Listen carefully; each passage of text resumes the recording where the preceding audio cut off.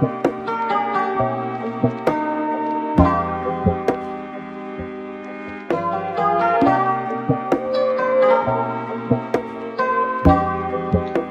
and welcome back to another episode of the Fylde Road Coaching Podcast. Today I'm here joined with my co-host as per usual, Lewis Eaton. How are you, Lewis? Yeah, I'm good, mate. How are you? Not bad, not bad. Today we're going to be talking about the coaching life and all things coaching. We're going to be going down the route of, is qualifications essential to, coaching at an elite level? The benefits of volunteering coaching and so on. So first of all, let's just get straight into it with the coaching qualification topic. Should qualification the coach receive be vital in their application to coach at the high level?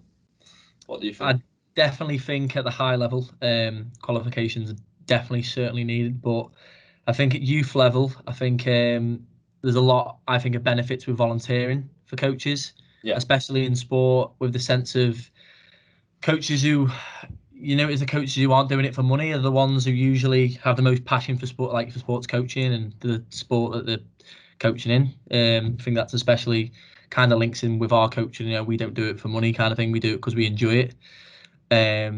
Whereas you get a lot of people in, especially youth sport, that don't really do it for the enjoyment. They do it for the quick cash to make kind of thing.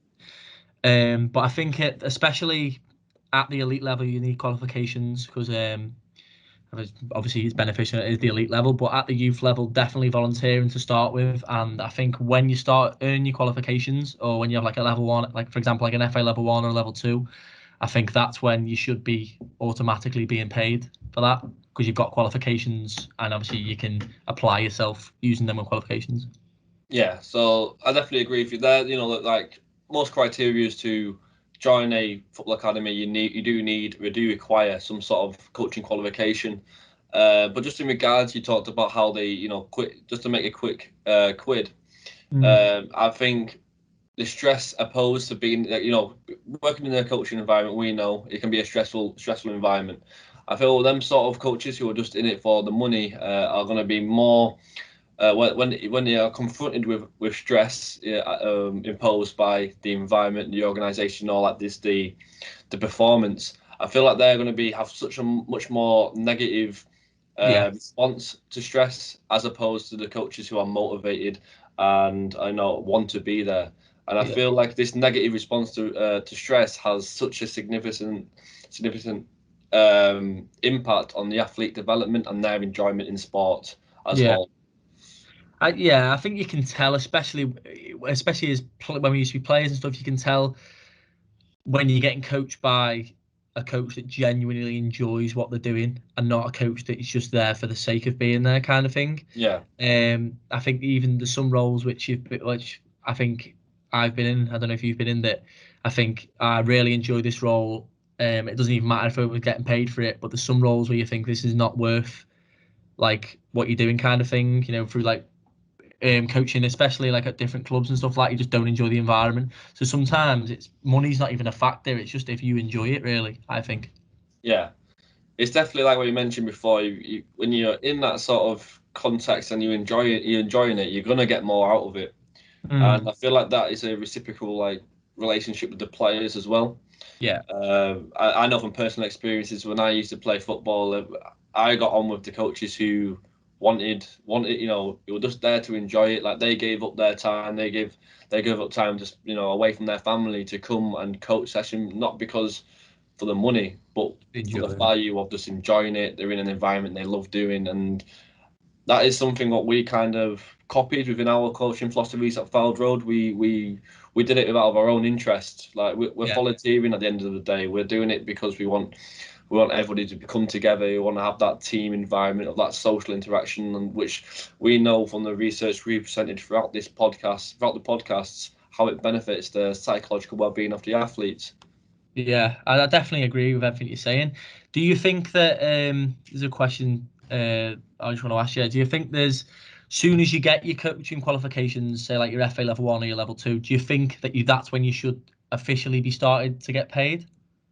When you In terms of pathway, I feel like most jobs require experience regardless. I feel like if you're gonna getting them qualifications is gonna put you ahead to those who do not have their qualifications. But I'll give you like an example of what I'm trying to say is if you are a new coach, you just got your coaching, your level 2 badge, and you're applying for a job who's somebody who has level 1 badge, but he has 5 years of experience at coaching at that level. I feel personally that that company, that organization is going to go towards the coach with the more experience. So this is going to link it in with what else I wanted to talk about in this podcast is informal and formal learning processes and how they affect coaches. I feel personally that they affect coaches differently. Some coaches benefit more from informal and formal learning. So basically what informal learning is just basically a learning process through observation of other coaches, conversations with other coaches, for example, while as opposed to formal learning, such as formal education programs, which normally result in some sort of grade. You do need a grade to pass it. So I just want to ask a quick question to you, Lewis.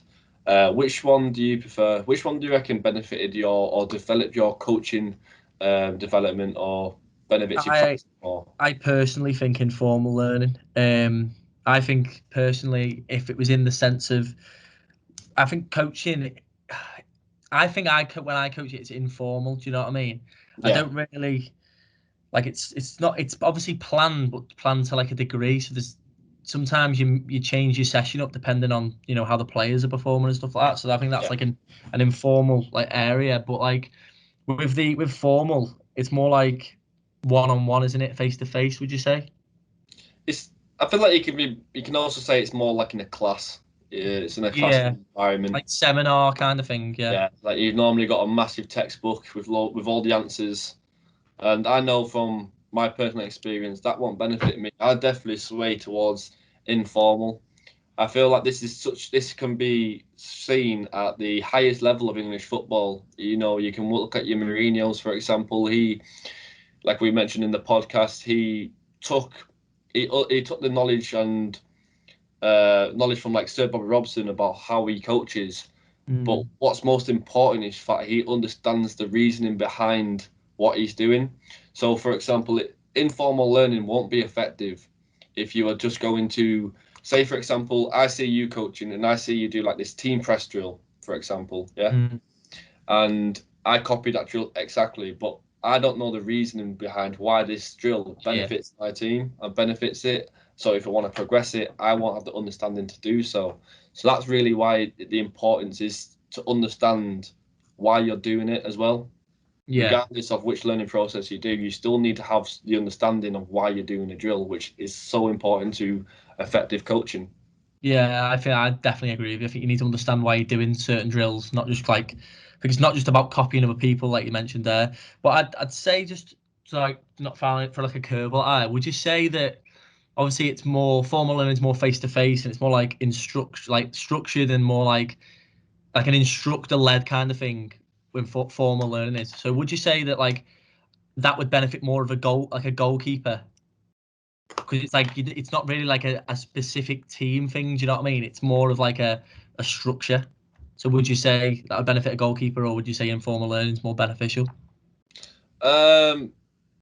Probably if you in talking in regards to like preparation, so like because normally I was talking more about the coaching development. So I liked how you talk about how these processes can benefit the players. Yeah. In regards to goalkeeping, I feel like it can maybe like penalty shootouts. You can have more of a formalized teaching. Like you're gonna be like, okay, these are the most. You can bring some stats up. This is where the most common player goes. This is where you need to go. You're kind of instructing. Okay, this is what you need to do. While informal learning can kind of develop your reasoning behind what to do. If that makes sense, anyway. But it's a good question. It's a good question. It's a different. I wasn't prepared for it. Not gonna lie. Yeah, to be honest, it was just an idea that came to me because I remember like About like, let's talk about the penalties then. About like, I remember we watched that Ben Foster thing, and he was talking about like how he studied the penalties, and that's obviously more formal, isn't it? In the sense of, and like at the end of one of the penalties, he basically like told one of the players who missed the penalty, like instructed him like why he knew he was going to go a certain way and stuff like that. And I just thought that just came to my mind when we were talking about it then. Yeah, that will be done through some sort of formal instruction, but it could also be done just by the coach. Yeah, Just by the player. I mean, that player can literally just go and do it himself, and you won't need like that instructor there. All you have to do is just watch back the clips of the penalties and go on from there. But it's a good question. I feel like in regards to informal and formal learning in our context, I feel informal is so much more beneficial, especially us who have played at that level for 3 years. We kind of already have some sort of understanding on the do's and don'ts within the student union league, and that's why I believe personally this informal has benefited me more. But I don't know what's your opinion on that. Anyway. No, I'd agree. I'd agree with everything you're saying. To be honest, I think informal learning's the right way to go, and especially in the setting that we coach, I think that's the best. Informal learning is better than formal learning. Yeah, definitely. So just moving on. So you mentioned briefly at the start about volunteering. So like, would you like to like elaborate on the benefits of volunteering in the coaching context?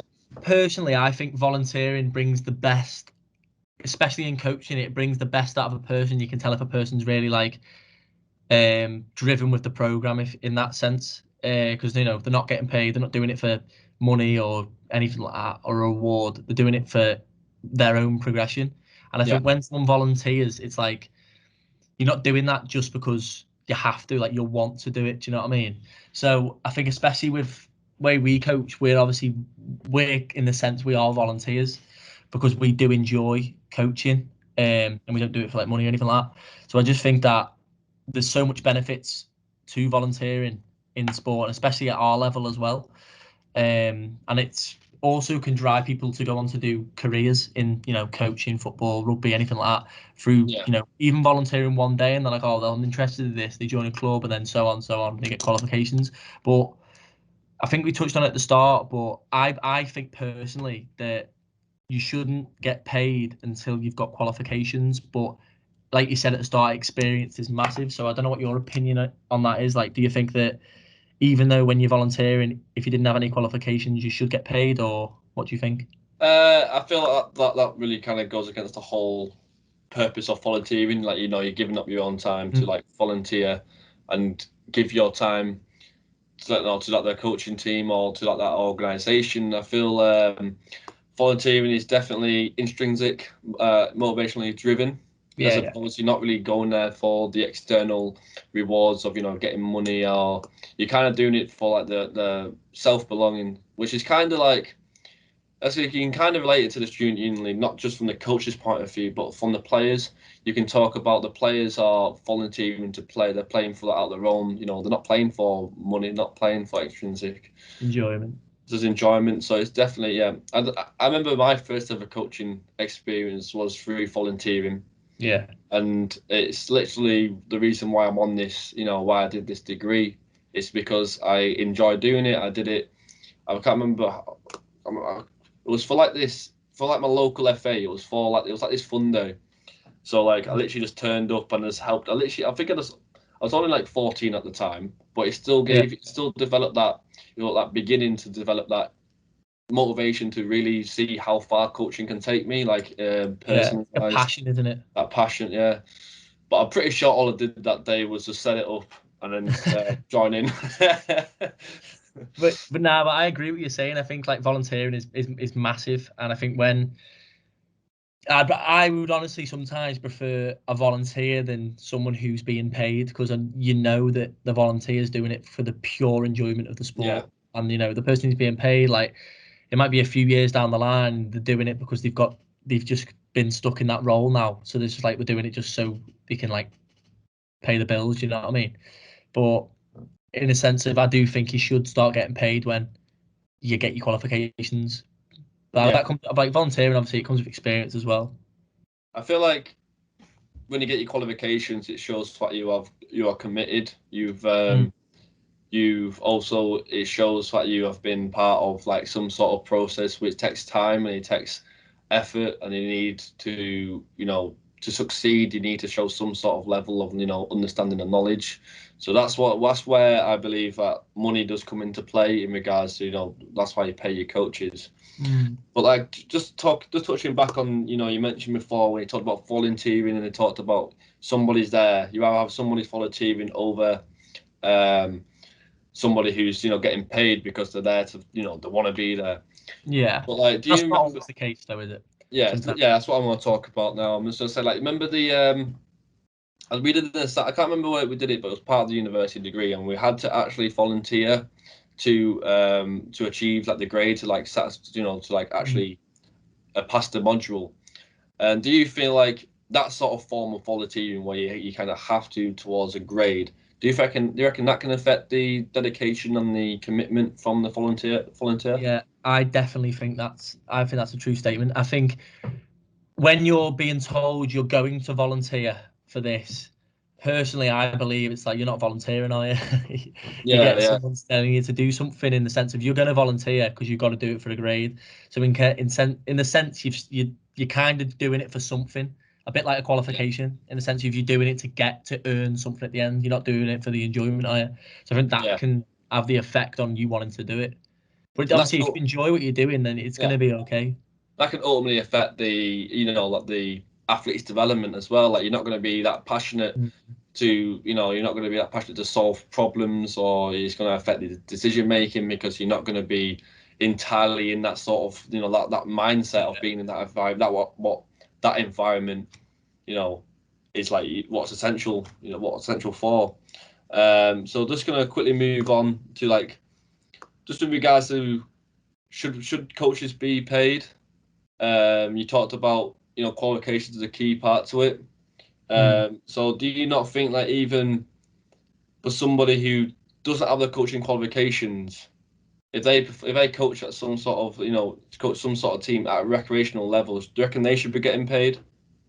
No, no, I don't think at our level anyway we should be getting paid. It's pure enjoyment. Yeah. I think you look at things like Sir Tom Finney and stuff like that, like the people who coach there and stuff like that. Like, we've done some coaching at Tom Finney like in year 2, and obviously you don't get paid, but you get paid if you have your qualifications. I kind of agree with that. I do agree with it. Sorry, I just think to myself that with getting coaches getting paid, I think that it can take that fun element out of it when it's at recreation level and you're doing it just for that. I don't think you should be getting paid, to be honest. I agree. I just wanted to ask a question. I wanted to see your thoughts on it. But like you mentioned, they do pay for your qualifications. So if you're volunteering, they are going to be there to support you. So it is always a good step for especially novice coaches just to volunteer for some sort of organisation, because they will in return pay for some sort of qualification which you could use to get paid if you decide to use it in that sort of context. But yeah. I've got nothing else to say on that topic anyway. On that topic. So what else have we got? We're going to discuss. We're going to quickly just because COVID's finally getting over, so we will be returning to the field as coaches, which has been a long time overdue. Yes. Are you looking forward to seeing the team again? Yeah, absolutely, mate. I think it's something that's been crazy, because we'll probably be done with this module and when we start playing again, which is like such a shame, to be honest. So you can't really reflect on performances or anything like that, which is just a bit annoying. But yeah, I'm really looking forward to it. It'd be nice to see all the team again and like all the lads, and just like get back to that playing football again. We've been working closely, haven't we, with like Carl, and he's been we've been helping him with the process, and it's about time, in my opinion. I feel like I from my personal point of view, I don't know of anybody else out there, but being without organised sport for such a long period of time has had such a negative effect on my mental health. I agree. And it's just like it's It took COVID to realise how important organised sport is within my life. So Yeah. as a coach, I need to understand that I'm not the only one having these sort of thoughts. My players are as well. Our players are as well. So as soon as we are able to get back into it, we're going to get right back at it. Playing games, a couple of times a week, hopefully, depending on the structure of the league. But it's definitely something to look forward to for once. Eh? Yeah, I think I definitely agree with what you're saying there. I think what it is as well, it's that release of pressure when you play football. It's like, especially coaching it, it's like the you've got all your uni work and all the stuff at the time, and at the minute, you can't really do anything other than sit in your halls or your house and just sitting there with your thoughts, aren't you? So I think that's like a big thing in the sense of, when we get back to it, it's that release of pressure. It's that helps with stress when you're playing football and coaching. Just forget about everything else when you're doing that. And I think that's what people have been missing, especially.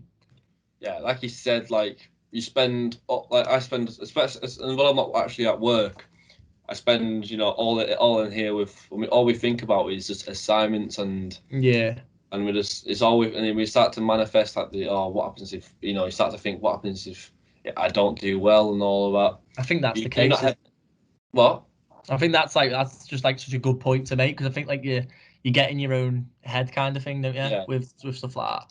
And playing football on a Wednesday is such a good mechanism in the sense of releasing that pressure, getting your mind off it, and then when you come back to it, you have a fresh mind. You have and then it's just such a more fluent process. Yeah. Anyway, so we're looking forward to getting all the other students part of our football team to start.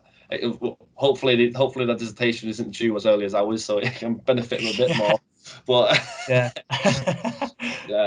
Hopefully in that sense, hopefully it benefits them regardless. Is there anything else, Lewis, you want to talk about? I think that's everything. I think we'll be doing another one next week podcast. I think we need to try and watch that film. I think it's just been a bit clogged down with work and stuff while we haven't watched it. Any Sunday. But I'm looking forward to it anyway. My dad it's any given Sunday, so we will be giving a film review on that soon. Yeah. My dad loves to film. He always talks about it. We should have got around to doing it earlier, but we just distracted with other projects and so on. So that's all from us today for the Fylde Road Coaching Podcast. Thank you for listening once again. Please subscribe and comment onto this video. Comment if you got a comment. What should we do a topic on? What should our next podcast should be about? But that's it from us. Have a good week. Bye. See you later.